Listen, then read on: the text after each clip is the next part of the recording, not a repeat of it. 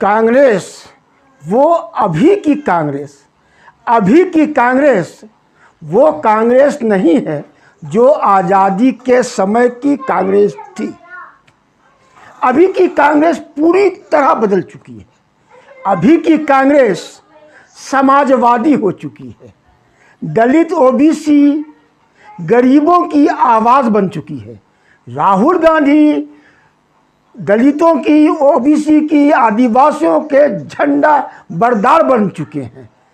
राहुल गांधी लड़ रहे हैं उन समानतियों से, उन मनुवादियों से जो हजारों साल से दलित, ओबीसी, आदिवासियों के हक अधिकार पर कौंचली मारकर बैठे हुए हैं।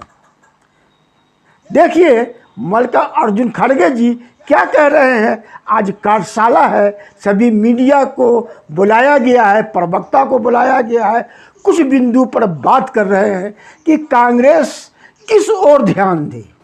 नमस्कार साथियों, सबसे पहले मैं लोकसभा में नेता प्रतिपक्ष श्री राहुल गांधी जी का, संचार विभाग के महासचिव श्री जयराम रमेश जी का, मीडिया और प्रचार विभाग के अध्यक्ष श्री पवन खेड़ा जी का और इस आयोजन में शामिल सभी वक्ताओं का धन्यवाद करता हूं।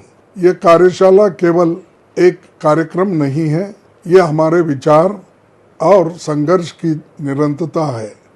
आज जब देश जातीय न्याय की बात कर रहा है, तब कांग्रेस पार्टी का ये दायित्व बनता है कि वह इस विमर्श को दिशा दे, उसे नारे से नीति तक ले जाए और जितनी आबादी उतना हक को केवल एक नारा नहीं बल्कि एक राष्ट्रीय संकल्प बनाए। साथियों, हम सभी जानते हैं कि जातिगत जनगणना का मुद्दा कोई नया नहीं है। कांग्रेस पार्टी ने इसे लगातार उठाया है। हमारे घोषणा पत्रों में, संसद में, सड़कों पर और हर उस मंच पर जहां सामाजिक न्याय की बात होनी चाहिए, मैंने स्वयं अप्रैल 2023 में प्रधानमंत्री को पत्र लिखकर ये मांग दोहराई थी कि जाति जनगणना को तत्काल शुरू किया जाए। उस पत्र में मैंने साफ कहा था, जब तक हमारे पास सही आंकड़े नहीं होंगे तब तक कोई भी सरकार ये दावा नहीं कर सकती कि वह सबको न्याय दिला रही है। आज हमें ये पूछना है, ओबीसी, दलित और आदिवासी समुदायों की देश के सत्ता स्ट्रक्चर में भागीदारी क्या है और कितनी है।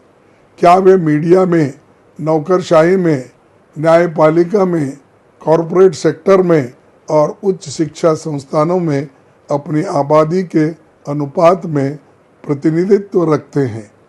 अगर नहीं तो इसका कारण क्या है और समाधान क्या है?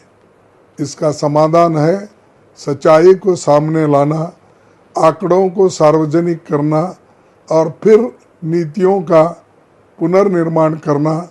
यही कारण है कि जाति जनगणना को हम केवल एक आंकड़ों की कवायद नहीं मानते, बल्कि ये भारतीय लोकतंत्र का नैतिक दायित्व है।